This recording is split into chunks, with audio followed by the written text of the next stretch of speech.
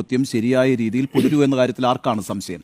ഇപ്പൊ താങ്കൾ സൂചിപ്പിച്ചതുപോലെ ഇന്നലെ അർദ്ധരാത്രിയിൽ മുഖ്യ തെരഞ്ഞെടുപ്പ് കമ്മീഷണറെയാണ് കേന്ദ്ര സർക്കാർ നിയമിക്കുന്നത്. എങ്ങനെയാണ് ആ പ്രഖ്യാപനം നടന്നത്?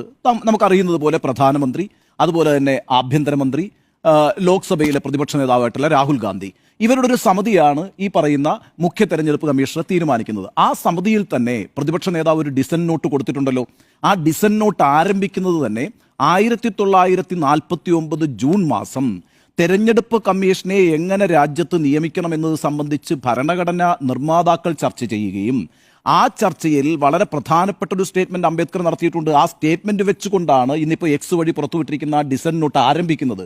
അതിനകത്ത് എന്താണ് അംബേദ്കർ പറഞ്ഞിരിക്കുന്നത്? 49 ജൂണിൽ സ്വതന്ത്ര തെരഞ്ഞെടുപ്പ് കമ്മീഷനെ നിയമിക്കുന്നത് സംബന്ധിച്ച ചർച്ചയിൽ ഒരു കാരണവശാലും എക്സിക്യൂട്ടീവ് കമ്മീഷനിൽ ഇടപെടരുത് എന്നാണ് അംബേദ്കർ പറഞ്ഞിരിക്കുന്നത്. ആ കോട്ടോടുകൂടിയാണ് രാഹുൽ ഗാന്ധിയുടെ ഡിസന്റ് നോട്ട് ആരംഭിച്ചിരിക്കുന്നത്.